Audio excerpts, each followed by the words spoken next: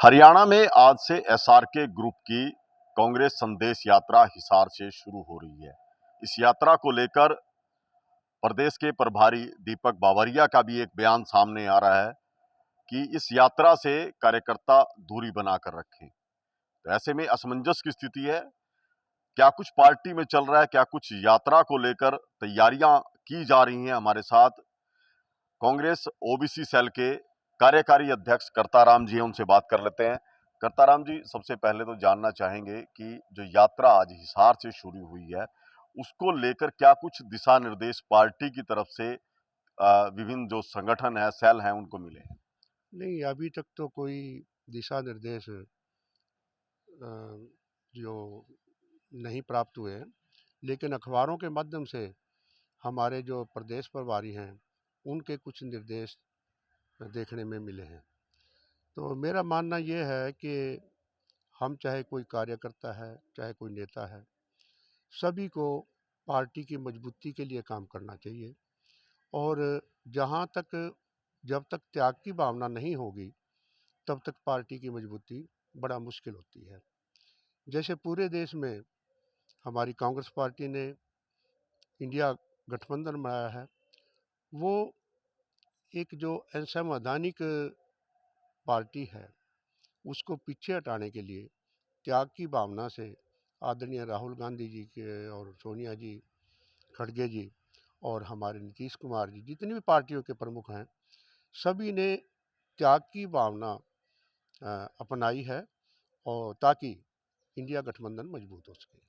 तो जिस तरह से बात आ रही है कि दीपक बावरिया ने कहा है कि ये पार्टी लाइन नहीं है जो इस यात्रा शुरू हुई है, क्या इससे जो पार्टी संगठन के दूसरे सेल हैं या कार्यकर्ता हैं, उनके अंदर असमंजस की स्थिति नहीं होगी? क्या आप लोग जाएंगे उसमें? नहीं, देखिए, ऐसा है कि हर कार्यकर्ता अपने अपने स्तर पर पार्टी की मजबूती के लिए काम करते हैं। मैं ओबीसी का कार्यकारी प्रदेश अध्यक्ष होने के नाते तो हम भी ये प्रयासरत हैं कि ओबीसी जो समुदाय है, जो दलित पिछड़ा समुदाय है, उसको पार्टी से कैसे जोड़ा जाए। और मेरा ये मानना है कि जिस नेता का जहाँ भी प्रभाव हो, तो वो त्याग की भावना सबसे पहले होनी चाहिए। त्याग की भावना देख करके और पार्टी का संगठन मजबूत करे और पार्टी की वोट बैंक को बढ़ाए। तो ऐसा नहीं है कि जिस तरह से उधर से यात्रा शुरू हुई, इधर से ये निर्देश जो हैं जारी हुए हैं दीपक बावरिया की तरफ से, क्या कार्यकर्ताओं में मैसेज गलत नहीं जाएगा कि ये नेताओं में फूट है, संगठन में फूट है? देखिए, उनका जो मैसेज था वो सिर्फ एकता के लिए मैसेज है। और एकता, जैसे 10 आदमी कहीं इकट्ठे हो गए हैं तो वो भी एकता की बात करेंगे। तो मेरा ये मानना है कि कोई भी नेता कार्यकर्ता जो भी है, वो पार्टी को मजबूत करने की बात करे, पार्टी मजबूत कैसे होगी उसका प्रयास करे, और इन विवादों में ऐसे में नहीं पड़ना चाहिए। तो अभी जिस तरह से राहुल गांधी ने न्याय यात्रा शुरू की है, तो इसका क्या कुछ असर देखते हैं? हरियाणा पे कुछ असर रहेगा इसका? क्यों नहीं रहेगा, सारे देश में रहेगा।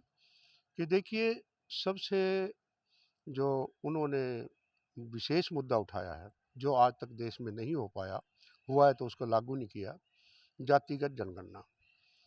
और उससे हर समुदाय के बारे में, हर जाति के बारे में ये पता चलेगा किसकी कितनी जनसंख्या है और किस किस स्तर पर वो हैं, चाहे वो सामाजिक हो, आर्थिक हो, नैतिक हो।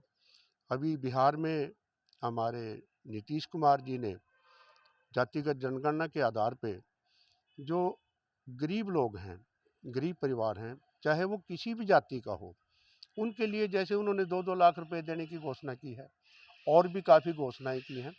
तो इसी प्रकार जब तक चिन्हित नहीं होंगे कि इस देश में इस व्यवस्था को बराबरी पर कैसे लाया जाए, तो ये हमारे आदरणीय राहुल गांधी जी की बड़ी अच्छी सोच है और इससे सारे देश में फायदा होगा।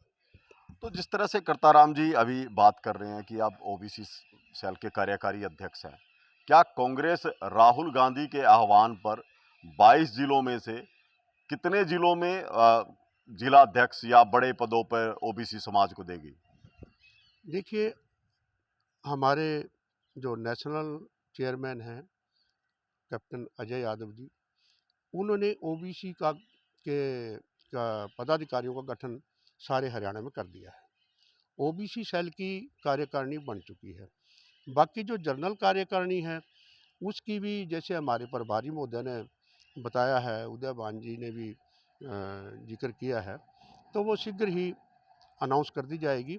वैसे सभी लोग, सभी नेता जो हैं पार्टी की मजबूती के लिए लगे हुए हैं।